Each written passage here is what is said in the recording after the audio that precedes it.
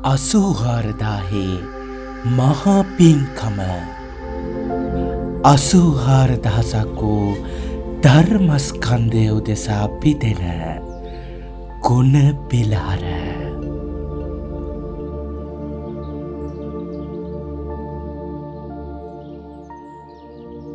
මහත්තුළු පිරිසකට ත්‍රිපිටකයක් පූජා කරන්න ඕනි කිව්වා.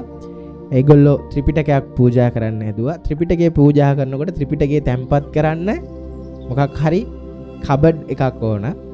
ඒකට ඒගොල්ලෝ කබඩ් එකක් ගන්න කියලා හැදුවා. එතකොට එක මහත්තයෙක් කියලා තිබ්බා නිකන් ඔය කඩේ තියෙන ඒවා ගන්න එපා. මොකද ඒවයි අපි දන්නවනේ ඒවයි කල් පැවැත්ම අඩුයිනේ නේද? වතුරට අහු වුණොත් මොනවට හරි ඕනකට වැඩි බර වටනොත් කඩාගෙන බැදෙනවනේ. නමුත් මේ ධර්ම රත්නය කියන්නේ ආරක්ෂා කරන්න ඕන දෙයක්නේ. ඒ නිසා මොනවා හරි ලී කබඩ් එකක් හැදුවා නම් හොඳයි කියලා. අන්න එහෙම හැදුවම අපිට අදහසක් ආවා මේ හදන කබඩ් එක ධර්ම රත්නයට කරන්න පුළුවන් උපරිම ගරුත්වයේ එන විදිහට. ඒ කියන්නේ කාට හරි මේක දැක්කහම ඊයේ ධර්ම රත්නයේ තියෙන මහා ගාම්භීරත්වයේ මහා ප්‍රසාදයේ ඇති වෙන විදිහට, ඒ මහා ගරුත්වයේ ඇති වෙන විදිහට අපිට මේ කබඩ් එක හදන්න පුළුවන් නම් ඒක මහා වටිනවනි කියලා හිතුණා.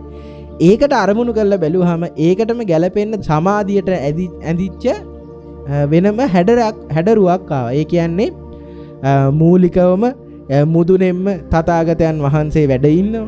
ඒ තථාගතයන් වහන්සේට පිටුපසින් උන්වහන්සේත් ගුරු කරපු ධර්මයේ සංකේතවත් වෙන ධර්ම චක්‍රයක් තියෙනවා.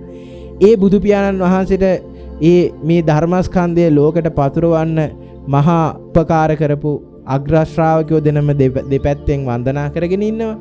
ඒ අග්‍ර ශ්‍රාවක දෙනමට දෙපැත්තෙන් මේ බුද්ධ ශාසනයේ ලෞකික මට්ටමින් මේ ලෝකේ ආරක්ෂා කරන්න උදව් උපකාර කරන සතරවරන් දෙවි දේවතාවුන් 4 දෙනා වන්දනා කරගෙන ඉන්නවා.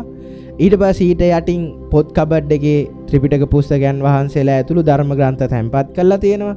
ඒ තැන්පත් කරපු ත්‍රිපිටක පුත්‍රයන් වහන්සේලා වඩන දොර ඉදිරියෙන් අර විශේෂිතව දහම් අර්ථයක් සහිත දහම් විවර වෙන අදහසින් තියෙන ඒ ලාංඡනයක් තියෙනවා. ඊට යටින් මේකට රැකවරණය දෙන අදහසින් ඒ සිංහ කකුල් එක්ක ඒ කබඩ් එක තියෙනවා. එතන ඊට පල්ලෙහාන් සඳකඩ පහනක් ලස්සන්ට ඉස්සරහින් තියෙනවා. මෙන්න මෙහෙම දැක්කහම මේක මහා නිකම් පොත් කබඩ් එකක් නෙමෙයි. මේක ධර්ම පුස්තක මණ්ඩපයක් වගේ දැක්කහම අපිට ප්‍රසාදයක් හැදෙන්නේ. මොකද බුදු පියාණන් වහන්සේගේ ගුරුවරයා තමයි ධර්ම රත්නේ. එතකොට ධර්ම රත්නේ කියන්නේ අපිට මේ නිවන් මාර්ගට තියෙන එකම රැකවරණය මොකද්ද? ධර්මය. දැන් අපිට බුදු පියාණන් වහන්සේ නෑනේ. ආනන්ද හාමුදුරුවෝ බුදු පියාණන් වහන්සේගෙන් ඇහුවාම ඔබ වහන්සේ පිරිනිවන් පෑවට පස්සේ අපිට කවුද ඉන්න ගුරුවරයා කියලා ඇහුවාම කවුද කිව්වේ බුදුහාමුදුරුවෝ? ධර්මය. එහෙනම් ධර්මස්කන්ධය තමයි අපිට තියෙන එකම ගුරුවරයා. එහෙනම් මෙන්න මේ ධර්මස්කන්ධය නම් අපිට තියෙන එකම රැකවරණය, එකම ආරක්ෂාව. එහෙනම් ඒ ධර්මස්කන්ධය ගැප් කරපු ත්‍රිපිටක පුස්තකයන් වහන්සේලාට අපි රැකවරණයක් දෙනවා කියන්නේ ඒක කොහොම රැකවරණයක් දෙන්න ඕනද? කොහොම ගරුත්වයක් දෙන්න ඕනද? ඒ කියන්නේ මේ අර භෞතික මේ පොතකට දෙන ගෞරවයක් නෙමෙයි. ඔය මේ භෞතික නෙමෙයි පොත නම් ඉතින් ඔය print කරලා ගන්න පුළුවන් නේ. එහෙම මේ පොතක් මේ රකින්නව නෙමෙයි. ඒ තියෙන ගැබ් කරපු ධර්මස්කන්ධයට අපිට පුළුවන් ආරක්ෂාවක් දෙනවා කියන එකයි මේකේ අදහස. අපිට මේක හරියට ආරක්ෂා කරන්නත් බෑ ඇත්තටම. පුළුවන්ද? අපිට පුළුවන් ද ධර්මයේ 100%ක් ආරක්ෂා කරන්න? බෑ. එහෙම කරන්න පුළුවන් බුදු පියාණන් වහන්සේට. උන්වහන්සේ තමයි මේ ලෝකෙට ධර්ම දේශනා කරන්නේ. අපිට 100%ක් ධර්ම අවබෝධ කරගන්න පුළුවන්ද? අපිට පුළුවන් අනිත්‍ය දුක්ඛ අනාත්ම ධර්මතා ටික තේරුම් ගන්න විතරයි. දැන් ඔය සුද්ධාෂ්ටකයක ඇතිවීම නැති වෙන ධර්මතා ටික, චිත්තක්ෂණයක ඇති වෙන නැති වෙන ධර්මතා ටික, මේ ලෝකේ සියල්ලෙන් සියල්ල අංශු මාත්‍රයක් නැතුව ක්‍රියාත්මක වෙන ධර්මතා ටික අපිට තේරුම් ගන්න පුළුවන්ද? එහෙනම් සියල්ලෙන් සියල්ල ධර්මය අවබෝධ කරගත්තේ තථාගතයන් වහන්සේ. නමුත් අපිට හැකි ආකාරයට අපි දන්නවා මේ ලෝකේ අනිත්‍ය දුක්ඛ අනාත්ම බව දැනගත්තට පස්සේ මේ ධර්මයක දහමක වටිනාකමක් දන්නවා. අන්නේ වටිනාකම දැකලා අන්නේ දහමට අපිට පුළුවන් ආකාරයෙන් මේ රැකවරණයක් කරනවා කියන අදහසින් අන්න කබඩ් එකක් හදන්න, ධර්ම පුස්තක මණ්ඩපයක් හදන්න කියලා අපිට අදහසක් පහළ වුණා. ඒ වගේම මේ විදිහට මේ ධර්ම පුස්තක මණ්ඩපයක් හදලා මේ ත්‍රිපිටකේ වඩම්මනකොට අපිට හිතුණා මේක නිකම්ම කරලා හරියන්නේ නැහැ. මේ පින්කම විශේෂ පින්කමක් වෙන්න ඕන. මේ පින්කමට තව අර්ථ ටිකක් ගැලපෙන්න ඕන. මේ පින්කම තව පිරිසකට නිවන් මඟ වැඩෙන පින්කමක් වෙන්න ඕනේ කියලා. ඒ අතරේ අපිට යෝජනාවක් ආවා දහස්පතියා මල් පූජාවක් කරමු කියලා. දහස්පතියා මල් පූජාවක් කරන එක දහස්පතියා මල් වවල පූජා කරමු කියලා අපිට යෝජනාවක් ආවා. ඒක ඉතින් අපිට අපේ ගමේ ඒ පොඩි තරුණ පිරිස තමයි අපිට එහෙම යෝජනාවක් කරේ මෙහෙම පූජාවක් අපි කරමුද හාමුදුරනේ කියලා. මමත් කිව්වා ඉතින් තරුණයන්ට එහෙම අදහසක් කෙන එක කොච්චර දෙයක්ද නේද? මමත් කිව්වා එහෙනම් ඒක කරමු කියලා. ඊට පස්සේ අපිට හිතුණා මේ පූජාවල් දෙකම එකක් වුණා නම් බොහොම වටිනවනි කියලා. මොකද අපි හිතද්දි ඒකට දහම් අදහස් ටික ගලපගත්තා. දැන් මේක පූජාව පටන් ගද්දි ඇත්තටම දහස්පතියා මල් පූජාව පටන් ගද්දි මට එච්චර අදහසක් තිබුණේ නැහැ ලොකෝට. මාත් කමන්නේ හොඳ පින්කමන්නේ කියලා මම හා කිව්වා. හැබැයි ටික ගලපද්දි ඇත්තටම මේකෙත් මහා දහම් අදහසක් ගන්න පුළුවන්. දැන් අපි හිතුවා එදාට දැන් මේ රැකවරණය දුන්නේ අපි ධර්මස්කන්ධයට. අපි අහලා තියෙනවා ලෝකේ තියෙනවා 84000ක් ධර්මස්කන්ධය. ඇයි මේ 84000ක් ධර්මස්කන්ධي දේශනා කරලා තියෙන්නේ? 84000ක් කිව්වේ 84000ම ඉගෙන ගන්නද?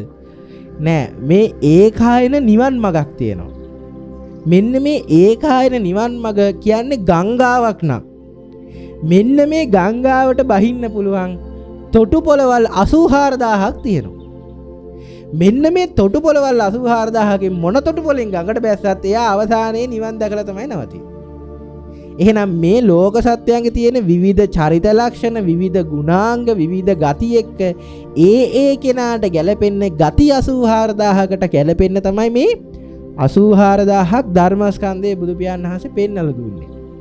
එහෙනම් මෙන්න මේ 84000ක් ධර්මස්කන්ධය අරමුණු කරලා අපි හිතුවා මේ මණ්ඩපය මූලික කරගෙන ධර්ම පුස්තක මණ්ඩපය මූලික කරගෙන මුළු පින්බිමම 84000ක් දහස්පතියා මල් වලින් දහස්පතියා මල් පූජාවක් කරා.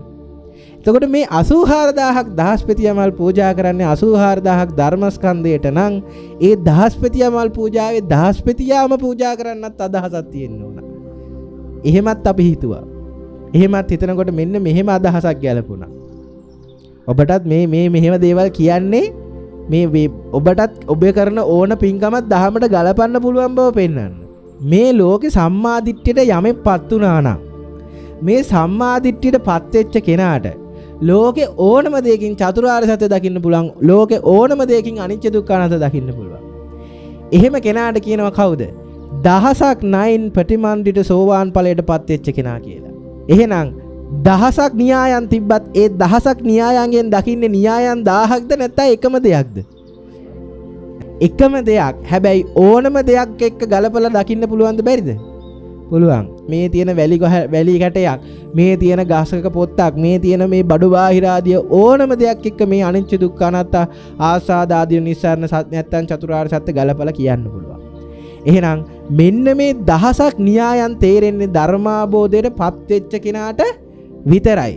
මෙන්න මේ දහසක් න්‍යායන් දකින්න ඕන ඒ මහා ධර්මස්කන්ධයේ ලෝකෙට දුන්නේ කවුද? තථාගතයන් වහන්සේ. තථාගතයන් වහන්සේ අපිට මේ දහම් න්‍යාය ලෝකෙට දුන්නේ නැත්නම් කොහොමද අපි මේ දහසක් න්‍යායෙන් ලෝකෙ දකින්නේ?